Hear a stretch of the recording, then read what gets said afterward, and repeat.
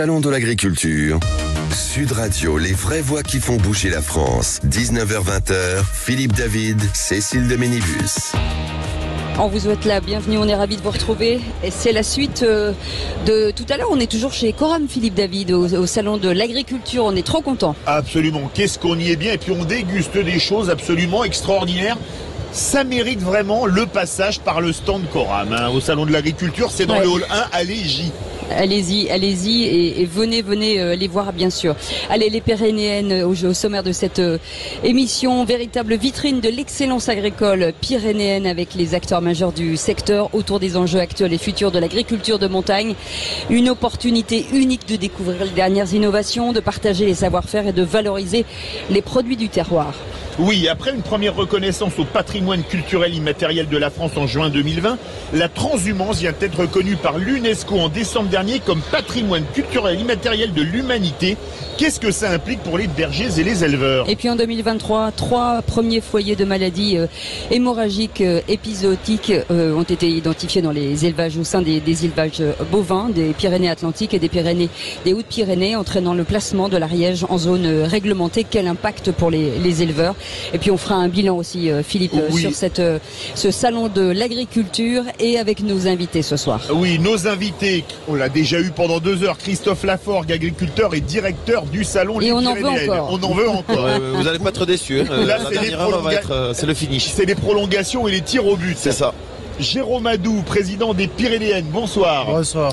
À côté de moi, Magali Gasto-Austric, président de la communauté de communes Cœur et Coteaux de Comminges. Bonsoir, merci d'être avec nous. Bonsoir. Et Christian Asna, président du groupe Gasconne des Pyrénées, peut-être les plus belles vaches du monde. Elles sont magnifiques. C'est sûr, merci. Ouais, c'est bon, Christian, tu peux quitter la table. On vous souhaite la bienvenue. Les vraies voix en direct du Salon de l'Agriculture. Les vraies voix Sud Radio.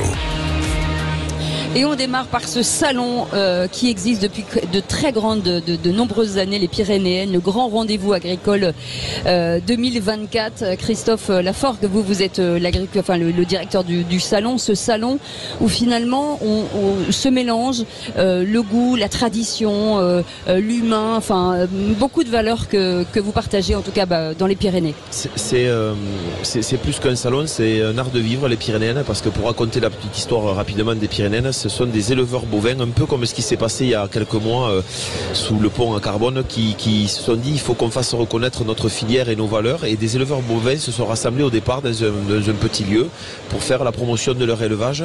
Les choses ont grandi autour. En 88, c'est ça? C'est ça, tout à fait. Ça a bossé, Cécile. Franchement, ça me fait plaisir. Ça rigole pas. Et il y a eu une telle émulation autour de ces éleveurs que c'est construit derrière toute une fête de l'agriculture, parce que c'est vraiment une fête, c'est au-delà d'un salon. C'est un des seuls salons en France avec Paris qui accueille le grand public, les professionnels et les scolaires, on en a parlé tout à l'heure. Et surtout, c'est cette envie de témoigner de la fête de l'agriculture qui contraste un peu avec ce qu'on vit en ce moment et la colère qu'on a. Mais on est quand même des agriculteurs et on aime aussi faire la fête et la convivialité. C'est une vraie culture pyrénéenne. Jérôme Adou, vous êtes président des Pyrénéennes. Que de chemin parcouru depuis 1988. Oui, tout à fait. Bon, en même temps que d'être président du salon, je suis aussi éleveur, un blond d'Aquitaine, un essor engraisseur. Donc c'est vrai que c'est un parcours. Aussi, hein. Ah oui. Oui, elles sont belles. Moi j'ai 80 blondes et une brune chez moi. Voilà, donc, et pas de kéké, pas de coq. Ouais. J'aurais préféré que ce soit l'inverse, comme ça m'aurait fait penser à moi, mais bon, ça on est forcément sur la tradition avec vous, Magali Gasto-Austric, de ce salon. On est vraiment dans la tradition de la région. Oui, enfin, la tradition, on est une terre d'élevage dans le Comminges et dans les Pyrénées centrales. Et ce salon, il se doit et on se doit, et c'est le travail qu'on mène justement avec Jérôme, de mettre en avant tout notre territoire, les savoir-faire et autour du coup des 4 axes, les circuits courts, et tous les sujets aussi qui ont été évoqués précédemment. Mais Jérôme Adou, 88 c'est la naissance, c'est l'embryon, on va dire ça comme ça. Aujourd'hui c'est devenu quoi les Pyrénées? C'est devenu un incontournable. Oui, tout à fait, c'est-à-dire que moi je suis président, ce sera mon 3e salon. Et si vous voulez, c'est un salon qui depuis maintenant 15 ans est monté en puissance. Aujourd'hui, il y a le salon de Paris où on est depuis maintenant une semaine, ainsi que Cournon qui est vraiment pour le centre de la France, qui est quand même un salon très reconnu. Tournon, c'est en banlieue de Clermont-Ferrand pour ceux qui le savent. Tout à fait.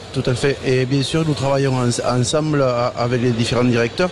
Et le Salon des Pyrénées a pris une ampleur la dernière fois et on va encore le faire grandir pour, je pense, aujourd'hui, la dernière fois c'était 100 000 visiteurs, là je pense qu'on va arriver, on espère à 120 ou 150 000 personnes sur le salon. Il y a Christian Hassan, vous êtes président du groupe La Gastonne des Pyrénées, il y a une mission finalement d'utilité dans ce salon pour les éleveurs. Oui, complètement. D'abord, bienvenue parce que je suis le président du groupe Gascon des Pyrénées, mais aussi du Coram. Donc bienvenue sur la mezzanine du Coram. Il y a beaucoup de présidents. Non, j'avais ciblé, j'avais choisi le bon. Ah oui, il y a du lourd. Oui, il y a du très lourd. Voilà. Merci de nous accueillir déjà. Merci, avec grand plaisir. Jérôme parlait du Salon de Paris, parlait du sommet de l'élevage à Clermont-Ferrand et des Pyrénéennes. Moi qui ai un grand âge et qui ai fait les trois depuis un moment, c'est pas du tout pareil. Ici, c'est plutôt politique. Voilà, quand je dis politique, attention, c'est politique, c'est-à-dire on rencontre les. Dans le bon sens du terme, vous voulez dire. Voilà, les décideurs de toutes les filières. Exactement, voilà. Ici, on ne vient pas vendre quoi que ce soit. Ici, on a 650 000 villes parisiennes. On vient faire des rencontres, parler, traiter. Voilà. Ensuite, le sommet de l'élevage, là, c'est par contre très professionnel. Au sommet de l'élevage, on va vendre des reproducteurs, on va vendre des broutards, on va vendre de la génétique française. Et puis, il y a les Pyrénéennes. Alors, les Pyrénéennes, moi, je suis président de la race Gasconne des Pyrénées, je joue à domicile, c'est chez moi. J'y tiens. Avec Jérôme, avec la blonde d'Aquitaine, je pense qu'on est les deux races piliers des Pyrénéennes. Elle a été créée avec ces deux races-là. Mais c'est surtout ce qu'a dit Magali, c'est surtout le terroir, les Pyrénées. Même si aujourd'hui on va rassembler plus que le sud de la France, puisque les Pyrénées, moi j'aime pas trop les frontières. Dans les Pyrénées, il y en a aussi en Espagne. C'est une chaîne frontalière, donc on va aussi, je pense, on en discute avec Christophe depuis un moment, il faut vendre cette identité pyrénéenne. Mais d'ailleurs, on va en reparler de l'identité pyrénéenne parce que c'est pas un salon franco-français, mais on entend ça. Saint-Gaudens, 10 000 habitants, 100 000 visiteurs en 3 jours. 100 000 visiteurs en 3 jours. Ils doivent halluciner sur place. C'est comme si à Paris, il y avait 20 millions de visiteurs. C'est complètement dingue. Mais on a fait 100 000 visiteurs en plus, et je le rappelle souvent, on était en 2021, un contexte juste après le Covid. Et il fallait le pass sanitaire pour entrer sur le salon. Et malgré ça, on a fait 100 000 visiteurs. Et c'est pour ça que Jérôme me disait qu'on ambitionne effectivement 120 ou 150 000 pour le mois de septembre. Moi, je me souviens, il y avait National 117 à Saint-Gaudens, parce que je connais bien Saint-Gaudens. Nous, on avait la chance avec Sud Radio d'avoir le pass pour le parking, mais les gens se garent de partout. C'est complètement dingue. Vous, en tant que président des Pyrénéennes, et vous, en tant que directeur du salon, quand vous voyez 10 000 habitants et ça devient 100 000 en 3 jours, peut-être 120, 150 000 cette année, vous vous dites, on a fait quelque chose, je sais pas, comme les Francopholies de La Rochelle, quand ils ont lancé le truc en disant il y a des artistes qui vont venir chanter, et qu'après c'est devenu un incontournable. Une institution peut-être. Une institution. Oui. C'est-à-dire qu'aujourd'hui on est fiers de notre territoire, nous sommes les premiers à y vivre, à l'aménager. Donc je pense que c'est très important de faire connaître ce que disait Christian, notre territoire et la façon de vivre que l'on a. Et en même temps, on est content d'accueillir les autres régions de France et d'autres pays qui viennent voir ce que l'on fait, parce qu'on fait énormément de choses. Et ce qu'on peut dire, c'est que la communication du salon, elle est toute faite en propre, en réseau, interne. Et c'est-à-dire que la parole que l'on donne, c'est la vraie parole de l'éleveur qui veut parler et sur son territoire. Donc nous, il a très bien résumé, Jérôme, par rapport à l'identité pyrénéenne. C'est une institution, et c'est pour ça d'ailleurs qu'on arrive aujourd'hui à faire venir Sud Radio en septembre. Sinon, vous seriez pas avec nous en septembre. Mais on s'en lèche déjà les babines. On remet Sud Radio dans le Sud. C'est mon nouveau slogan, sachez-le. Avant de donner la parole, juste un petit mot sur en fait, j'imagine que chaque année ou chaque édition a un objectif. L'objectif, c'est quoi cette année? Le grand sujet peut-être? La transmission. Ouais, la transmission. La transmission, parce que derrière la transmission, il y a beaucoup de choses. Il y a effectivement le renouvellement des générations, mais pas que. Il y a le sujet de l'eau, qui sera aussi prépondérant, et avec pas mal de conférences sur ce sujet-là, et l'évolution des systèmes, etc. Donc la transmission, ça regroupe et ça parle à beaucoup. C'est-à-dire qu'il faut aller chercher des générations nouvelles. Oui, mais pas que, parce que pour pouvoir mettre des nouvelles générations en place, il faut avoir de l'eau. il faut avoir il y a un des cahier des terres charges, qui c'est ça que vous conviennent. voulez dire. Voilà. Christophe Laforgue. Oui, non, moi simplement, avant de laisser la parole à Christian, on venait, j'ai 2 éleveurs qui ont gagné le concours en Gascogne, des Pyrénées, qui venaient saluer des purs Comingeois ici. Thierry, et on voit pas le prénom du deuxième éleveur. Alors c'est Et Hervé Duprat. Hervé Pujol et Hervé Duprat. Je laisse Christian résumer les 2 plaques qu'ils ont gagnées. Mais 2 mots sur quand même ces 2 champions qui ont gagné à Paris. Oui, et puis en plus, voilà, moi je suis très fier de quand je vois cette couleur violette qui arrive, ça me fait chaud au cœur. Donc Thierry, il va se présenter, mais Thierry, il est venu ici à Paris avec un magnifique bœuf gascon. Nous, au groupe Gascogne des Pyrénées, on a la particularité d'être à la fois OS, ça veut dire organisme de sélection, et en même temps aussi on est ODG, c'est-à-dire qu'on gère la filière, le label rouge Gascogne des Pyrénées. Donc on organise depuis 3 ans, et croyez-moi, c'est pas simple de venir ici à Paris organiser un concours de bœufs gras. C'est une filière qui est vraiment pas connue en France. Donc on organise depuis 3 ans ce concours, et cette année c'est Philippe qui a gagné le grand prix du bœuf gras de la Gascogne des Pyrénées. Thierry, un mot. Philippe. Oui. Pardon, Thierry. C'est pour ça que je me permettais de dire Thierry. Un très beau prix, concours général agricole, espèce bovine, premier prix. En quoi il consiste ce prix?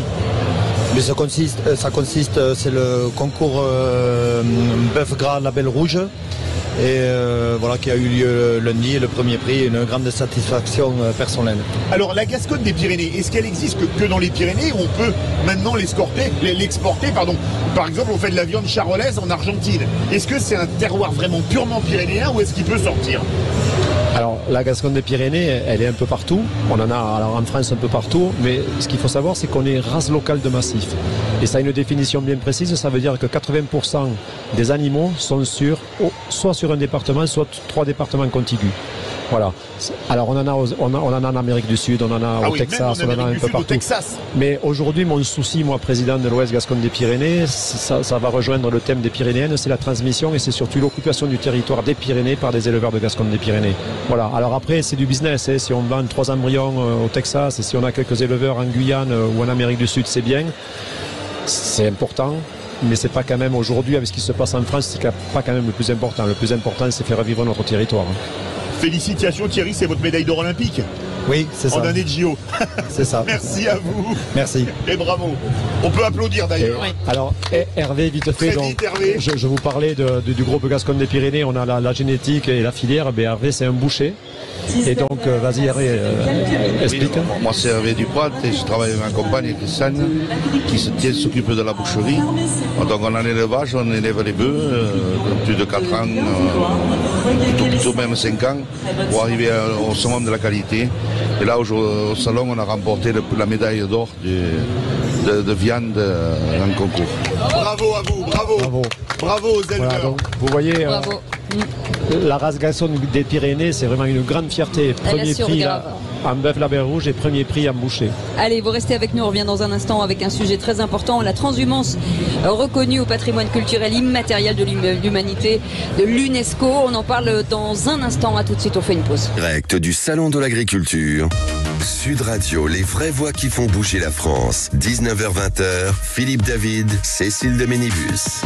En direct du Salon de l'Agriculture, on est sur le stand de Coram avec le président à notre table qu'on est ravi d'accueillir. Christian Astin est avec nous. Bonjour. Président donc de Coram et du groupe Gascogne des Pyrénées. Magali Gastro-Oustric est avec nous, présidente de la comité de communes Cœur et Coteaux Comminges. Merci d'être avec nous. Bonjour. Jérôme Adoué, président des Pyrénéennes, je vais arriver à le dire, et Christophe Laforgue, je pense que c'est à force de manger, agriculteur et directeur de ce salon. On va revenir sur cette... il y avait une première reconnaissance du patrimoine culturel immatériel de la France en juin 2020 et la transhumance vient d'être reconnue par l'UNESCO en décembre. C'était patrimoine culturel immatériel de l'humanité. C'est une reconnaissance forcément.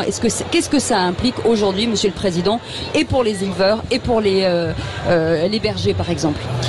Vous savez, Cécile, d'où vient le mot transhumance? Non. Transhumance, ça vient de trans, changer, et humus, terre. Donc la transhumance, c'est tous ces troupeaux qui changent de terre partout dans le monde. Moi, je suis très fier dans les Pyrénées, mais la transhumance, si c'est reconnu au patrimoine immatériel de l'UNESCO, c'est parce que ça se passe partout dans le monde. Nous, ici, au Coram, le collectif des races de massif, on est tous concernés par la transhumance. Qu'est-ce que ça va changer? Alors, d'abord, sachez que demain matin, ici à 9h, Nous avons la chance d'avoir les 3 ministères, et on va en parler. Aujourd'hui, nous, on a 3 ministères qui nous suivent sur la transhumance, je vais vous les citer, qui viennent pour nous remettre ce fameux certificat d'inscription au PCI. Voilà, et si vous êtes là, ce sera avec un grand plaisir qu'on vous accueillera. Qu'est-ce que ça va changer? Ça va changer beaucoup de choses. Les 3 ministères, ce sont le ministère de l'Agriculture, bien sûr, puisque ça concerne des agriculteurs. Ce sont le ministère de la Transition écologique, puisque ça concerne la biodiversité. Et on pourra en parler, la biodiversité. Heureusement, ce n'est pas que la biodiversité sauvage dans les Pyrénées. Celle-là, on en souffre un peu. La biodiversité, pour moi, elle est surtout domestique et génétique. Et ensuite, c'est le ministère de la Culture, parce que la transhumance, c'est tout un train de tradition, de pratiques pastorales. D'ailleurs, la finalité de notre travail, parce que c'est un travail qui a été porté par le Coran, mais qui l'est toujours, c'est que derrière la transhumance, c'est une chose, mais derrière, il y a le pastoralisme. Alors aujourd'hui, évidemment, on le cisaille. Qu'on rappelle ce que c'est pour les auditeurs, vraiment, le pastoralisme. Le pastoralisme, c'est le fait d'aller utiliser ses ressources en montagne, dans les ressources pastorales, par les ruminants et même les équins. Et la transhumance, c'est le tremplin pour partir de l'étable et aller à la montagne. Jérôme Adou, vous êtes président des Pyrénéennes, vous n'êtes pas éleveur de Gascogne des Pyrénées, mais de blondes d'Aquitaine. L'Aquitaine, c'est aussi dans le sud-ouest. Est-ce que la transhumance, ça se passe de la même manière, quelle que soit la race bovine, la blonde d'Aquitaine ou la Gascogne des Pyrénées? Alors la transhumance, c'est, comme dit Christian, déjà il faut que ce soit des vaches qui aient le pied montagnard. Oui. Et toutes les races ne peuvent pas justement transhumer, parce que il faut déjà habituer la bête à aller se promener en montagne. Déjà crapahuter, comme on dit. Voilà. Donc il faut qu'elle sache s'abreuver et en même temps aussi pâturer. Donc c'est vrai qu'il y a 2 races qui sont vraiment importantes sur nos Pyrénées, c'est la Gascogne des Pyrénées et la blonde d'Aquitaine. Christophe, est-ce que c'est une tradition forcément régionale, une tradition millénaire? Alors, ce que je voulais dire déjà, c'est que la race Philippe David ne peut pas transhumer parce qu'il n'a pas le pied montagnard. Non, pour quelqu'un qui est originaire des Pyrénées, il est gauche. C'est un petit clin d'œil. Bien sûr que on rejoint tout ce qu'on a dit dans les 2 premières heures sur l'histoire culturelle du monde agricole et de comment on a grandi. On associe dans les Pyrénées les valeurs culturelles pyrénéennes et notre métier. Donc effectivement, c'est millénaire, mais c'est aussi une occasion fantastique de continuer à parler de ce travail qui a lieu entre le libre-échange et aujourd'hui le fait de transhumer en montagne et de redescendre nos bêtes pour que vous puissiez les goûter. Oui, mais qu'est-ce qui change finalement le fait d'être reconnu par l'UNESCO? Qu'est-ce que ça va changer dans cette Alors là, c'est plutôt mon job, parce que j'y travaille. Donc, ce que ça va changer, ça change beaucoup de choses. Ça veut dire que la reconnaissance, par exemple, je vais vous donner un exemple. Aujourd'hui, on a un problème, surtout sur les grandes transhumances du sud-est de la France, les mérinos qui partent jusque dans les Alpes. On a un problème aujourd'hui, c'est que la loi impose aux éleveurs que les camions chargés d'animaux, parce qu'on ne peut pas faire 300 km à pied, les animaux ne doivent pas faire plus de 80 km par jour. D'accord. C'est insupportable, on ne peut pas faire que 80 km par jour. Donc, en étant reconnu d'une telle valeur, on peut aller défendre quelque chose comme ça. Alors, je ne sais pas si on l'aborde, il y a le gros problème de la prédation. Oui, bien sûr. Voilà, donc, les loups et les ours.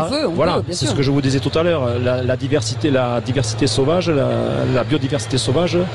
La cohabitation est compliquée. C'est compliqué. Oui. Voilà. Alors avec les loups, c'est compliqué. Avec les ours, encore plus, parce que les loups aujourd'hui, on peut en tirer quelques-uns, on peut les effaroucher. On peut même pas effaroucher un ours aujourd'hui. Aujourd'hui, ce sont les bergers qui sont effarouchés par les ours. Donc, on espère qu'en ouvrant ça, on reconnaisse que la transhumance est nécessaire et derrière le pastoralisme pour pouvoir se défendre là-dessus. Magali Gastro-Austric, quand on est président de la communauté de communes Cœur et Coteaux du Comminges, quel est l'impact socio-économique de la transhumance?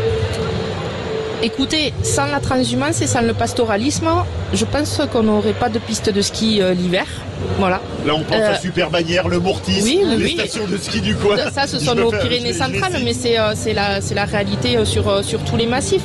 Et aujourd'hui, la transhumance et le pastoralisme permettent d'entretenir nos montagnes. Voilà. Et donc, il faut arriver à trouver les bons compromis parce qu'on est aussi des terres touristiques. Donc, on accueille des touristes 365 jours par an maintenant parce que les stations doivent aussi réfléchir à faire du 4 saisons vu les problèmes de chute de neige que nous avons pu connaître. Mais, encore une fois, je le répète, sans pastoralisme, on n'entretient pas la montagne. Et pour ça, les agriculteurs sont très importants. Je vais vous donner un exemple. Moi, j'estive sur les stations de ski de Super-Bagnères, des Agudes. Et aussi je vois bien où c'est. Voilà. Il y avait même le Club Med en bas il y a quelques années. Il y a longtemps. Hein. Ouais. Oui. J'ai par exemple un exemple. Il n'est pas jeune, Philippe David. Voilà, c'est... Quand je vous parle de biodiversité, par exemple, sur la vallée d'eau, pour ceux qui connaissent, entre les deux stations dont j'ai parlé, on a eu un problème il y a quelques temps, c'est-à-dire que les grands tétras, le coq de bruyère, avaient tendance à disparaître parce que à cause de la prédation, désolé j'y reviens, à cause de la prédation, les bergers avaient fui un peu ces montagnes, donc les bruyères, les rhododendrons ont envahi les espaces et les gallinacés ne pouvaient plus s'envoler. Voilà. Et donc aujourd'hui, on nous demande à nous, éleveurs, et on le fait avec grand plaisir, d'aller faire pâturer ces estives, d'aller nettoyer ces coins-là pour gagner en biodiversité avec le coq de bruyère. Quand il y a la transhumance, les bêtes l'été montent en altitude, c'est ce qu'on appelle l'estive. Qu'est-ce que ça impacte, vous qui êtes éleveur de blonde d'Aquitaine, Jérôme Adou, sur le goût de la viande et sa qualité? Parce que ça, je crois que c'est important d'en parler, parce que n'oublions pas, les Pyrénéennes, c'est avant tout la qualité des produits. Mais si vous voulez, dans nos pâtures, dans nos prairies de montagne, il y a une flore qui est particulière. Alors c'est vrai que ces vaches se nourrissent là pendant tout le printemps, une partie du mois de mai jusqu'au mois d'octobre, septembre-octobre. Et c'est vrai que ça a une particularité, la flore de nos territoires et de nos montagnes. Parfume. Voilà, tout à fait, parfume, ça donne un parfum et une coloration aussi à la viande. C'est-à-dire qu'une blonde d'Aquitaine qui a fait de la transhumance, c'est pas du tout la même qu'une qui a vécu vraiment en Aquitaine, je sais pas, dans les Landes ou dans la Gironde. Oui, non, mais c'est là en caricature, mais c'est vrai que la viande, quelle que soit la race ou soit son appartenance départementale, elle est toute bonne. Je voudrais conclure peut-être sur la transhumance. Sur la transhumance des Gasconnes. Oui, la Gasconne des Pyrénées, mais de la transhumance en général, parce qu'il ne faut pas oublier les équins, il ne faut pas oublier les brebis, il ne faut pas oublier les chèvres, mais surtout il ne faut pas oublier le tissu économique qu'il y a derrière une transhumance. Vous vous imaginez, il y a 1,5 million, je crois, de brebis qui transhument en France. 1,5 million? Oui. Il y a 450 000 vaches, etc., etc. Elles ont presque toute une cloche. Donc il y a une industrie de la cloche, il y a une industrie des colliers de cloche. Il y a toute l'industrie, toute la formation des bergers, des vachers et bergers. Aujourd'hui, on a des écoles de vachers et bergers. Il y a tout ce qui est lié à la nourriture des groupements pastoraux. Et après, il y a les aberrations. Si vous voulez, on en parle. Mais bon, on n'est peut-être pas là pour ça. L'aberration du patou, des moyens de protection, le etc. patou, c'est le chien des Pyrénées pour protéger le bétail. Voilà. Allez, bougez pas, on revient dans un instant. On reparlera dans un instant de cette maladie hémorragique épizootique qui a atteint certains élevages. On en parle dans un instant. À tout de suite. Sud Radio, en direct du Salon de l'Agriculture. Sud Radio, les vraies voix qui font bouger la France. 19h-20h, Philippe David, Cécile de Ménibus. Et on va parler maintenant, puisque nous sommes en direct du stand Coram au Salon de l'Agriculture Hall 1 en compagnie de Christophe Laforgue, agriculteur et directeur du Salon Les Pyrénéennes, Jérôme Adou, président des Pyrénéennes, Magali Gaston-Oustric, présidente de la communauté des communes de Cœur et Coteaux du Comminges, et Christian Astin, président du Coram et du groupe Gascogne des Pyrénées, d'une chose beaucoup moins sympathique qu'on appelle la MHE, la maladie hémorragique épizootique. Les premiers foyers de la maladie ont été déclarés en France en septembre 2023 dans des élevages bovins du sud-ouest. C'est une maladie infectieuse et on va en parler parce qu'elle impacte l'élevage, notamment bovin. Tiens, Jérôme Adou, qui est éleveur de blonde d'Aquitaine, qu'est-ce que la MHE et comment est-ce qu'elle s'est déclarée? Alors c'est arrivé d'Espagne, c'est remonté depuis les Pyrénées-Atlantiques et après ça a pris tout le département de la chaîne des Pyrénées. Et aujourd'hui ça a un très grand impact parce que le vecteur qui déplace cette maladie c'est un moucheron. Et si vous voulez, ça pique l'animal infecté et qui transmet aux autres. Et pour nous, éleveurs aujourd'hui, il y a un gros impact sur les élevages. Gros impact également sur les élevages, quelle que soit la race bovine, hein, la blonde d'Aquitaine, la Gasconne des Pyrénées. Oui, bien sûr, quelle que soit la race, c'est surtout un vecteur qui s'est propagé, comme le dit Jérôme, très vite et qui a causé de gros dégâts visibles de suite. C'est-à-dire on a eu des animaux malades, ça s'est traduit alors ça se traduit vite fait pour imager la chose avec les muqueuses qui enflent énormément, tellement que par exemple la langue devient tellement énorme dans la bouche de l'animal qu'elle ne peut plus ni boire ni manger et quand elle ne meurt pas. Mais derrière ça, nous avons quand même le gros problème aujourd'hui, c'est qu'on a les effets beaucoup moins visibles que l'on voit aujourd'hui, c'est-à-dire beaucoup d'avortements, des veaux pas viables, et surtout un manque de fertilité, de fécondité. Ça veut dire que la vache, elle a mis bas, tant mieux, etc. Mais elle ne revient pas en chaleur. Ça veut dire qu'elle ne refera pas un veau l'année prochaine et le revenu de l'éleveur aujourd'hui, c'est le veau. Et il y a un traitement aujourd'hui contre cette maladie?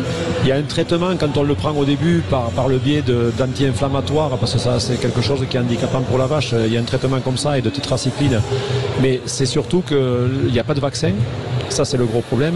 Et la prévention est très difficile parce qu'à moins d'empêcher les mouches de voler, ça va être très compliqué de... Mais pardon Philippe, pour qu'on comprenne bien, c'est la première fois que ça arrive en France. L'antériorité de cette maladie, c'est quoi? L'antériorité, en fait, pourquoi elle arrive en France, cette maladie, mais comme toutes celles qui vont suivre. Mais est-ce qu'elle est déjà venue en France à un moment donné? C'est la première fois. Elle arrive d'Afrique du Nord. C'est une maladie qui est liée au changement climatique, qui est liée au réchauffement. Et on va en avoir d'autres. Et celle-là, aujourd'hui, elle est dans le sud-ouest et elle sera très prochainement dans toute la France. Christophe Lafort, on va revenir sur la MHE, mais vous êtes éleveur de poules pondeuses.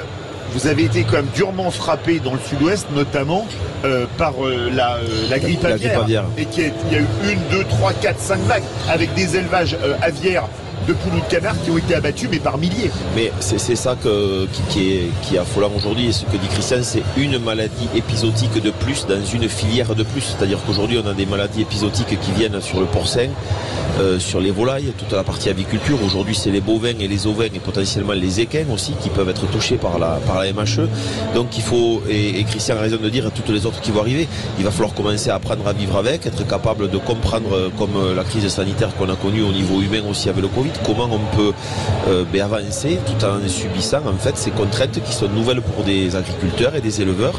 Et c'est une contrainte de plus qu'il faut savoir quand même, et ce qu'a pas dit Christian en toute humilité, c'est l'impact financier que va générer une maladie épisodique de ce niveau-là. Je répète une énième fois. L'impact financier sur les éleveurs. Sur les éleveurs et sur l'élevage, surtout Christian est aussi originaire du Volvestre et de Carbone, il était avec nous sur les barrages. Alors j'explique, le Volvestre c'est entre le Comminges et Toulouse, c'est une zone à peu près... C'est presque au bon endroit quoi, c'est à côté du Comminges. Mais c'est pas loin d'être au bon endroit. C'est-à-dire quand on prend l'autoroute de Toulouse vers Tarbes, il y a le Comminges, il y a Toulouse, le Toulousain, le Volvestre et le Comminges. C'est pour ça que je dis que c'est presque au bon endroit, Philippe. Christian Asna, la question est de se dire, le dédommagement finalement pour les éleveurs, c'est quoi? Parce que là aussi, ça va coûter beaucoup d'argent à l'État aussi. Oui, il ne faut pas exagérer, ça ne coûte pas tant que ça. Honnêtement, quand vous savez le nombre d'exploitations qui sont impactées, dont le dédommagement, je dirais, grâce à Jérôme Bail, il est en cours sur une partie. Oui. Alors, je ne sais pas si je peux rentrer le détail. Bien sûr. Il y a ce qu'on appelle 2 enveloppes. Il y a la première enveloppe qui est vraiment dédiée à indemniser les gens qui ont été impactés. Donc, on a identifié par prise de sang la maladie chez eux, l'animal a été malade ou mort. Quasiment tout est remboursé. Allez, on est à 90% de remboursement des pertes. Et ensuite, il y a la deuxième enveloppe qui vient d'être mise en place qui va indemniser de façon forfaitaire l'ensemble des éleveurs. Parce que qu'est-ce qui s'est passé par exemple? Moi par exemple, je n'ai pas été impacté directement. En tout cas, je n'ai pas vu d'animaux malades. Mais par contre, si j'avais eu des broutards à vendre, je ne pouvais pas les vendre parce que l'Italie ne les acceptait pas. Donc on a dû les garder 3 ou 4 mois de plus. Ça coûte dommage collatéral, vous voulez dire. 1,13 € par jour. On a dû, pour qu'ils partent, leur faire une prise de sang, ça coûte 30 €. Donc là, on a réussi, grâce à cette action, à avoir ça sur 4 départements aujourd'hui. Les Pyrénées-Atlantiques, Hautes-Pyrénées, Ariège et Haute-Garonne. Jérôme Adou, c'est le même vecteur que la fièvre catarrhale ovine, c'est-à-dire les mêmes moucherons qui donnent la maladie à peu de choses près, d'après ce qu'on a lu en préparant l'émission. On était à 3919 foyers il y a pile une semaine, le 22 février. On ne doit pas être loin de 4000 maintenant. Est-ce qu'on peut espérer éradiquer la maladie ou au moins la stopper? Pour l'instant, pour avoir parlé justement sur ce salon avec d'autres éleveurs d'autres régions, quand on leur a décrit ce qu'on avait subi nous sur nos élevages, ils s'aperçoivent que chez eux, ils ont à peu près les mêmes symptômes, sauf qu'ils n'ont pas cherché. Le problème, c'est que si on ne fait pas une prise de sang pour rechercher la maladie, on ne saura jamais qu'on l'a. Alors quand on leur a expliqué vraiment comment ça se passait, ça les a alertés parce que je pense que maintenant, d'ici peu de mois, dès que les chaleurs vont remonter, la France entière sera touchée. Christophe Lafort. Non, pour terminer, là on a parlé de la transhumance, de la MHE, donc on a parlé beaucoup des bovins, donc je vous amène à la la dernière dégustation de la filière au Vigny-Gépé Agneau des Pyrénées, parce qu'il y a un moment qu'il attend, il vous a préparé un petit burger. Il est le bienvenu. Agneau des Pyrénées, la transhumance, voilà, il est pour vous. C'est un éleveur de montagne, donc Monsieur Bataille, qui vient vous porter un burger Agneau des Pyrénées. François Bataille, prenez le micro. Alors vous êtes éleveur d'agneau des Pyrénées ou ambassadeur de l'agneau des Pyrénées, donc sur le hall 7, sur ce salon d'agriculture, donc pour promouvoir l'agneau des Pyrénées, avec des dégustations justement sur cette partie du hall 7. Alors on va déguster ça, on va donner l'agneau des Pyrénées est fabuleux, Magali Gaston-Austric. Ah, je peux pas dire le contraire, j'adore. Et alors là, le steak haché d'agneau dans le burger avec le fromage qui va bien, le pain qui va bien. Mais allez sur le stand au hall 7. 7.1 même exactement. Voilà, 7.1 c'est important. Voilà, et allez déguster ces fameux burgers. Alors je connaissais pas le steak haché d'agneau. C'est merveilleux. Expliquez-nous. Voilà. C'est merveilleux. Là, gustativement, allez-y Cécile, essayez, c'est exceptionnel. Alors là, on est sur un mélange de musc et de gras d'agneau, qu'on a mélangé avec un morceau en fait de fromage de brebis et avec un petit bun au sésame. C'est ce qu'on a présenté aujourd'hui. On a fait un carton avec ça. En fait, l'objectif, c'est de promouvoir notre produit. Je le rappelle, Agneau des Pyrénées, c'est 5 départements. Oui. Donnez-les-nous. Haute-Pyrénées, Gers, Haute-Garonne, Ariège, voilà. Et voilà, Pyrénées-Atlantiques. Tout à fait. Et on est dans la promotion et dans le respect d'un cahier des charges très strict. La sélection des meilleurs éleveurs, pour avoir une reconnaissance au niveau des labels, que ce soit de IGP, bio, des normes commerciales, etc. Donc voilà, on est sur une présentation d'un produit exemplaire aujourd'hui, exceptionnel, qui a vraiment plu sur le hall 7 et qui met en avant les éleveurs avec une meilleure reconnaissance du travail et un produit fini exemplaire. Non mais je vais pas faire du Philippe Bilgère qui adore dire je ne suis pas dans la flagornerie, mais on a goûté le steak haché de Gascogne des Pyrénées, maintenant le steak haché d'agneau des Pyrénées. Comment est-ce que vous faites pour avoir un tel niveau de qualité, le port noir de Bigorre, sur tous les produits? Expliquez-nous. On va vous faire un contrôle antidopage, sinon c'est pas possible autrement. Non mais c'est le travail, c'est le merveilleux travail justement des éleveurs au quotidien qui fait qu'aujourd'hui on arrive à cette excellence sur tous les produits que vous avez cités, le port noir de Bigorre, l'agneau. Alors c'est ça, Jérôme Adou? Mais tout à fait, vous savez, il y a beaucoup de gens qui décrivent l'agriculture et l'agriculture française en général. Tous ces gens, vous savez, qui parlent d'agriculture sans avoir fait pousser ni une carotte ni une tomate sur un balcon. Nous, justement, dans un bac Riviera. Et si vous voulez, on voudrait accueillir tous ces gens qui parlent d'agriculture sans la connaître.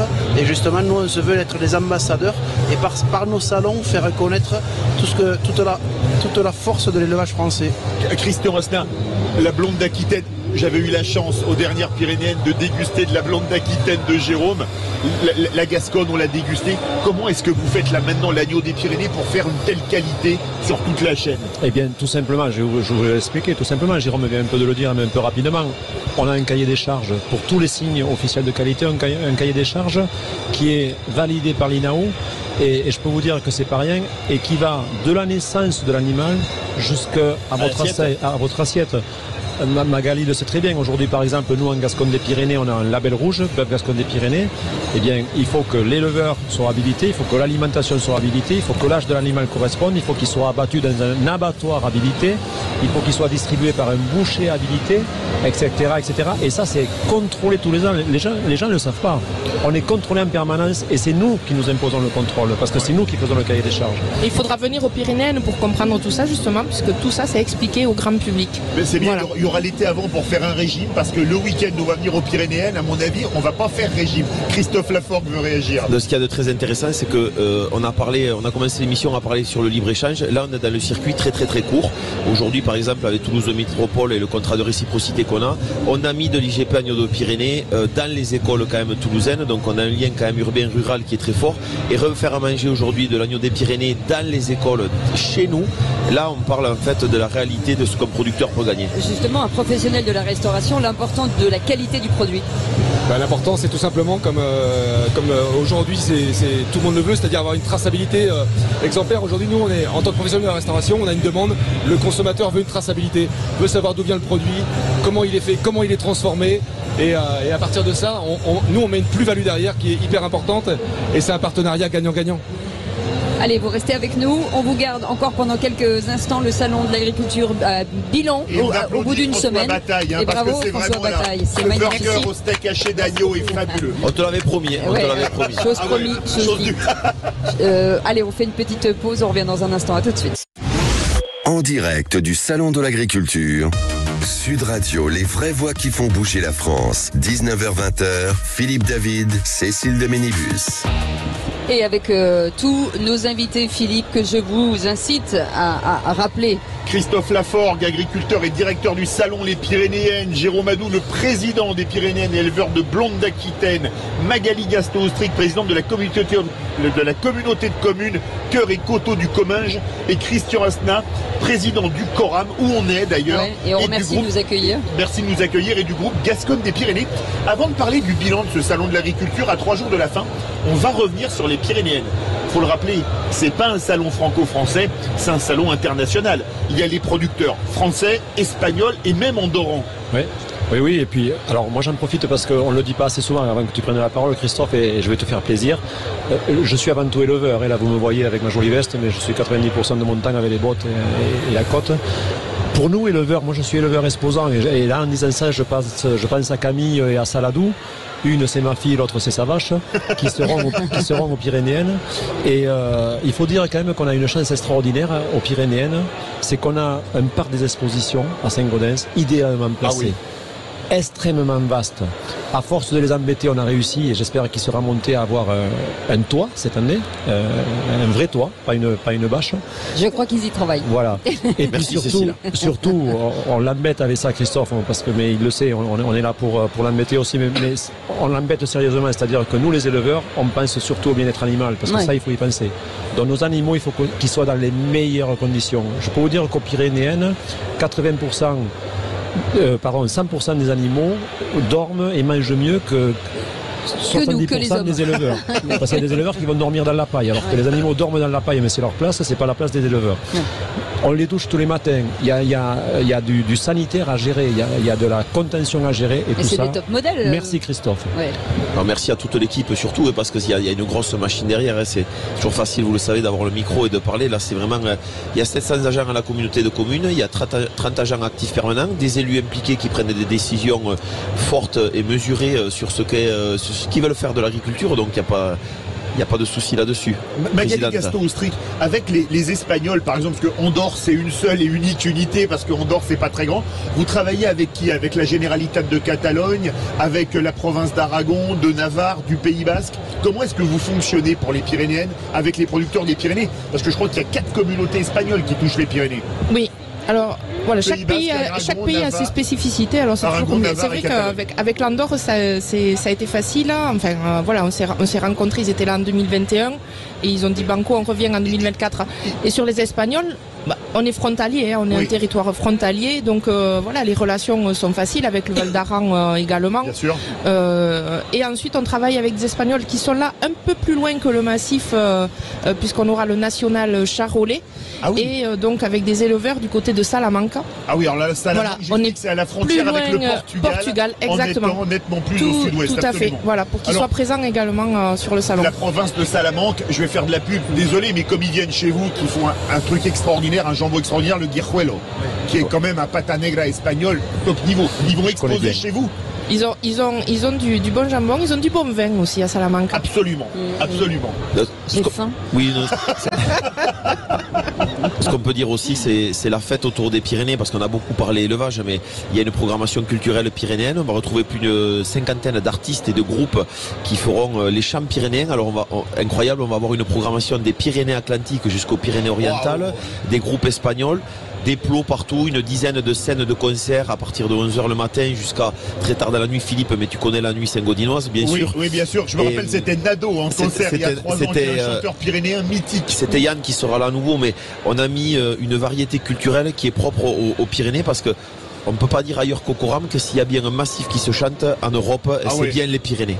100 000 personnes, quand vous voyez l'engouement des Pyrénéennes, du Salon de l'Agriculture et tout ce public, ça fait chaud au cœur avec ce qui s'est passé ces derniers temps, l'un ou l'autre. Oui, si vous voulez, pour nous, ces salons-là sont des vitrines.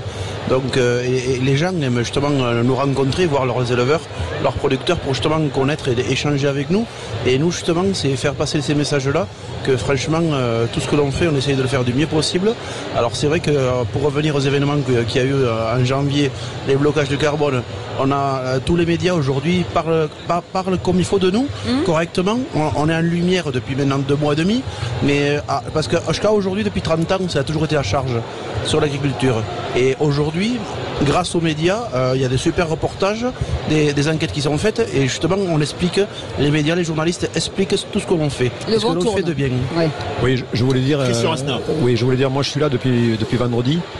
Et ce qui s'est passé samedi matin à l'entrée du salon, il ne faut pas non plus en faire un drame, mais ça m'a quand même perturbé parce que moi je suis responsable du Coram. Le Coram, c'est 40 000 exploitations. 40 000, c'est énorme. Ouais, sur tous les massifs. 30 races que l'on représente, c'est beaucoup de monde et c'est surtout des éleveurs qui viennent ici pour représenter le Coram. Ça fait 6 mois qu'ils travaillent à préparer le salon de l'agriculture. Et je pense qu'on est peut-être une des seules professions à s'auto-censurer. En tout cas, ce qui s'est passé samedi, moi ça m'a révolté.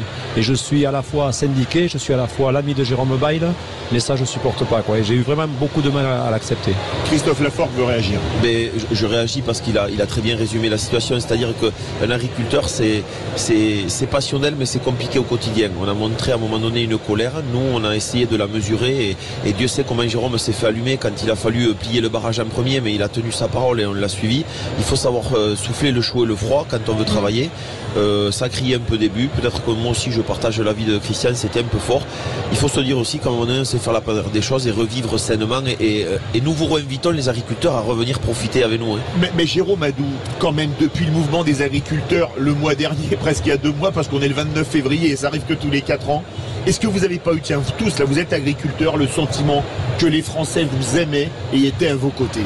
Oui, tout à fait, c'est-à-dire que on a là vraiment la population française qui nous soutient, à plus presque 90%. Donc c'est pour ça que, comme disait Christian, il faut qu'on garde une belle image. Par contre, aujourd'hui, on a des ministres, quels qu'ils soient, on ne parle pas de partis politiques, ils ont une volonté de vouloir faire. Par contre, il n'y a pas de tabou, on va le dire. Aujourd'hui, il y a un filtre entre nous, agriculteurs, et eux dans les ministères. Ce sont les corps intermédiaires d'État.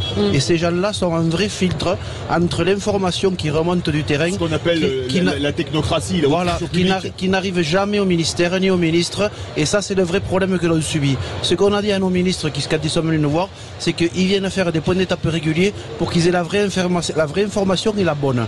Et s'ils arrivent à faire ça, dans tous les ministères, que les gens se déplacent, parce que la France, ça ne s'arrête pas à la barrière de Paris. Pour faire un tout petit bilan, puisqu'il nous reste 3 minutes avec vous, Christian Asner, l'objectif c'est quoi? C'est finalement ce salon, il aura servi à quoi? D'abord à se faire entendre, c'est ça qui est bien.